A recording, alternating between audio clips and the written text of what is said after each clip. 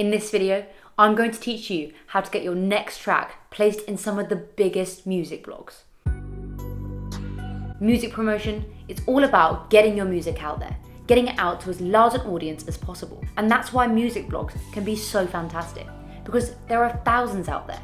There are music blogs for different genres, for different styles, for different areas in the world. And that's why every single artist can be taking advantage of it. We've found that we've often secured Spotify editorial playlists purely because that artist has received really strong press. And that's why in this video, I'm going to teach you how to get onto these blogs, how to find the right blogs for you, and then how to take advantage of that feature once you've secured it. You need to be doing all of these tips that I'm about to break down for you before release. Be focusing about a month before release, so you give the editors, the journalists time to receive your email, to listen to the track, and then decide whether they want to feature it. The first thing I'm going to teach you to do is how to write a press release. The press release is how you pitch to the journalist. It's the most important part of your email. It's basically how you sell it. It's going to have as much information about you as an artist, whilst also keeping it quick and to the point. So how it's going to be laid out is having a title at the top, which is going to engage the reader immediately. It's going to have the artwork and a picture of you as an artist, information on this release, so the release date, the genre, the title of the track, your influences, and then you need to delve into who you are as an artist, what you've done in the past, what you're going to be doing in the future. So you can start by just getting your artist bio, breaking that down into bullet points, and then add a few things about this current release, add a few things about what you're going to be doing in the future, and use that to structure your press release. Remember, these people receive thousands of emails, so you need to stand out. A few things that you can use to stand out are any previous press you've had, any radio play you've had, anyone you've supported in the past, any artist you think you sound like, because that will be a name that they recognize as well. Anything that makes you different. If you need extra help with writing this press release, I've done a full tutorial already, so I'll make sure to link that below. So you've got the press release, you've got the main thing that's going to be selling your next track. But now you need to write the email that's going to be sent to these journalists. So get that press release that you've just written and copy and paste it into the email. Make sure none of the images are going to be over a megabyte, because if they are, you're going to fill up the journalist's inbox and they're probably just going to delete your email. It's fine if they're not high resolution in the email, because later on, if they do want to feature you, you can send the better images. So copy and paste that into the email, and then above it, we're going to write the pitch. Pitch is the first thing that the person you're emailing is going to read. So you can start it just by saying, "Hi so-and-so, how are you? I wanted to reach out with my next release."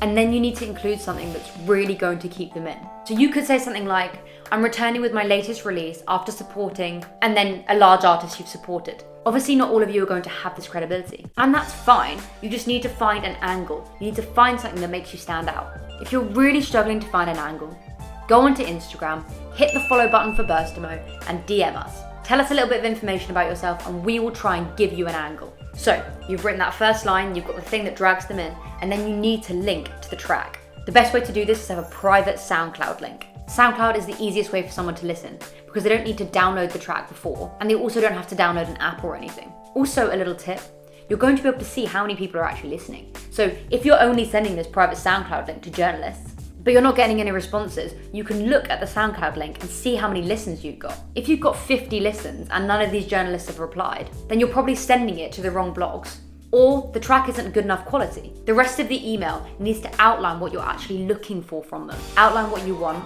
and then sign the email off. So we've now got the press release and your pitch. But who are you sending it to? Because there's no point sending an amazing pitch to the wrong journalist. You probably have some target media in mind already. And these are the blogs that you always dream of getting on. And that's great, make sure you note those down and go out to those. But you also need to go out to other blogs. And these other blogs are genre specific, angle led, and regional. So let's break down those. Let's start with angle led. That one is the one that actually steps outside of the music. And this is one that can actually be really easy to do, because not many artists are pitching to these places. Angle led things can be something like your sexuality or your religion. And I bet this is an area that you haven't even thought of. Obviously, if you don't have an angle like that, no worries. You can be looking at the other side of things, which is the genre specific and the regional. Regional is basically looking at the blogs that cover musicians in your area. These can be easy to do because you haven't got too much competition. And then the last one is the genre specific blogs. This is going to be the best one for you because it's guaranteed that the audience like your style of music. So you can do an easy thing like a Google search or searching for it on social media, literally just searching your genre and then music blog. But then you can also be a little bit more creative. And this one is so easy to do and means you get so many results. So what you do is you find an artist similar to you. So let's say you're an indie rock band and you take influence from Catfish and the Bottlemen. You are going to go onto Twitter and search Catfish and the Bottlemen and then look at the top results. Obviously with an artist like that, there's going to be a lot of things of just fans tweeting about them. But then you're also going to be able to find some blog coverage they've got. If it doesn't come up on top, you can always click latest and see if any blogs have covered them recently. And then you go to that blog and you find the journalist that wrote that feature and you email them, starting the email with, I read your feature about Catfish and the Bottlemen and loved it. I've got a track that sounds pretty similar. I would love to hear your thoughts. The final thing you can do is a Google search, but using that artist's name. So let's use a smaller indie artist that gets good blog features. We could use someone like Indoor Pets. They're an indie rock bands. So what you do is search Indoor Pets on Google and then filter it by the last month. And if they've just released, you can even do it by the last week. And then you look at all the blog features they've got and go out to those journalists. If you're doing that one, that's the one that's most likely to get you a leading blog feature. We've seen artists get features in Clash, Line of Best Fit, Pitchfork, all because they used that tip. So it's run. You were successful. They gave you that blog feature, they gave you that review, they gave you that interview, but now what? You can use these blog features to your advantage massively. The first way is using it in your submission form to Spotify. Spotify for Artists has a new submission form, which means your track gets put in front of the editors. So if you end up getting any blogs confirmed, you can put that in the pitch. They're getting hundreds of thousands of submissions. So that one blog feature could be the one thing that gets you placed on a high follower playlist. We've done a full tutorial on how to pitch to Spotify, which I'll make sure to link below.